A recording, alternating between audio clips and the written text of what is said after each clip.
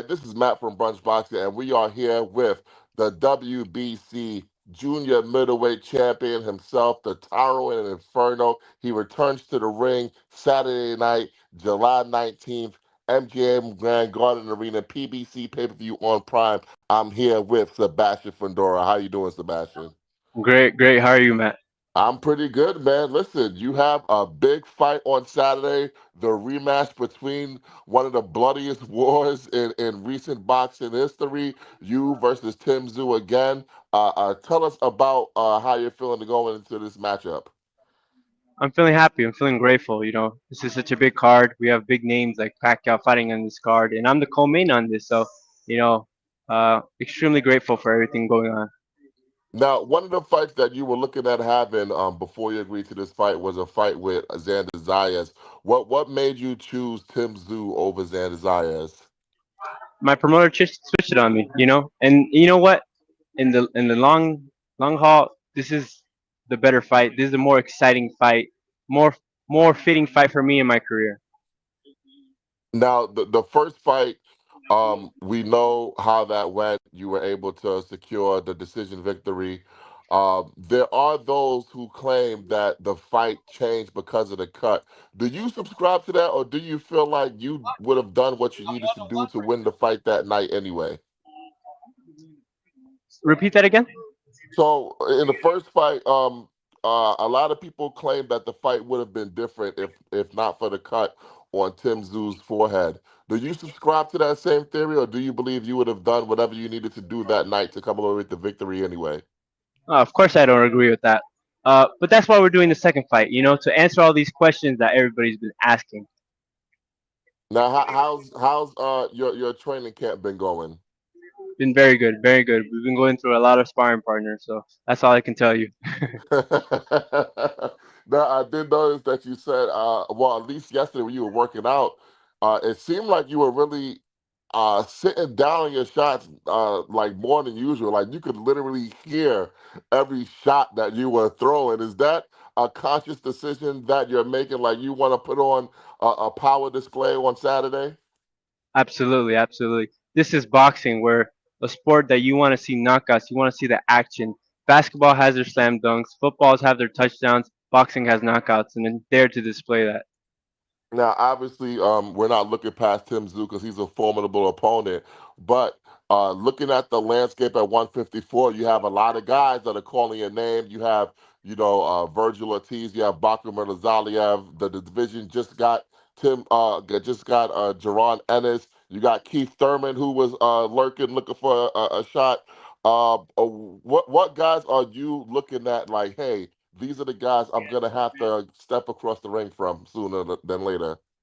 All those guys that you mentioned, those are the top guys at 154. I think I am the top at 154. So whoever they give me next, I'm there with open arms.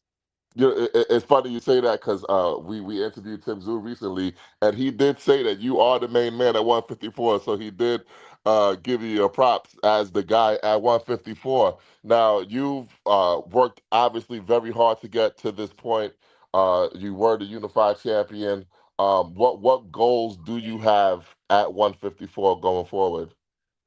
I already unified the division, but I would like to maybe capture undisputed if I can hold that weight for that much longer. Right now, I'm very comfortable, but who knows in a year? Maybe at 28, I'm not at 54 no more. I'm at 160 or maybe 168. We'll see. Yeah, now 160, that division really could use you. I will say that. That division is struggling with talent and superstardom.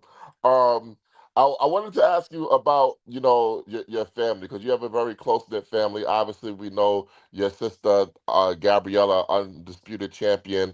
Your dad and your trainer, Freddie, he's like one of the best trainers in boxing. Like, what's the family like dynamic? How do you guys push each other to be as great as you have turned out to be? We just stick together and listen to each other's advice. My dad's there guiding us, me and my sister, all the time through the sport since we were amateurs. He's always been our coach. We only have one coach, and it's always been our dad. So, you know, uh, listening to him and seeing the outcomes of everything, us becoming world champions, my sister becoming world champion, becoming undisputed champion, me becoming unified champion. these things just prove that every single thing that he's been telling us is right, and we feed off of that. Her wins are my wins are her wins, and we continue to grow. Oh, absolutely, man. It's beautiful to see, man.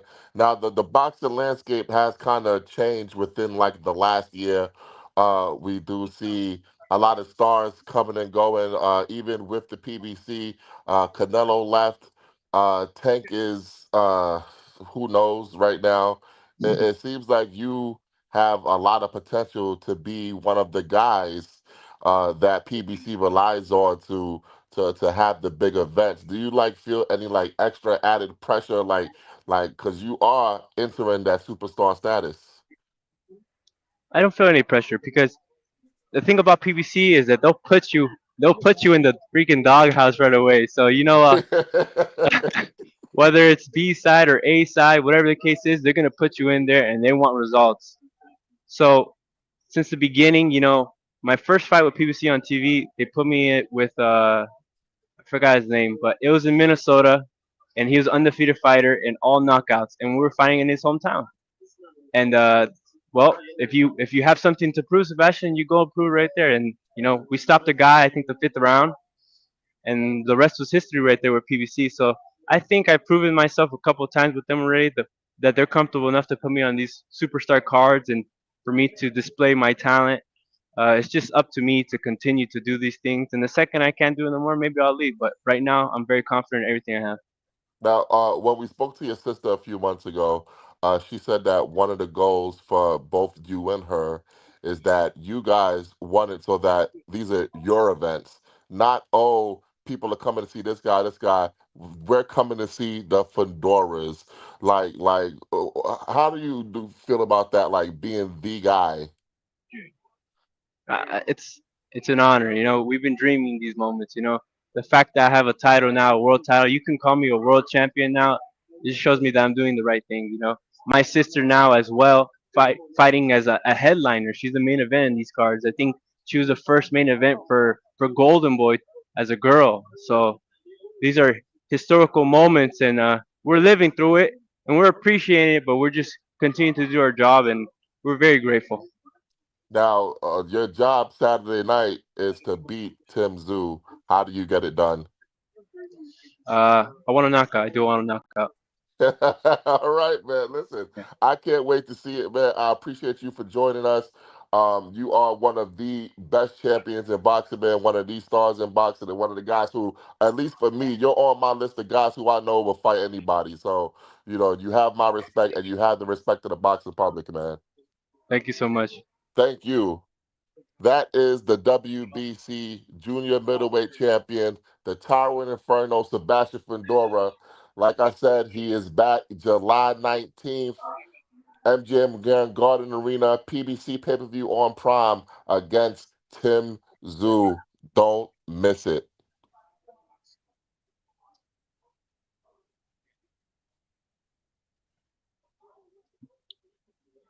Thank you, Sebastian. I appreciate it.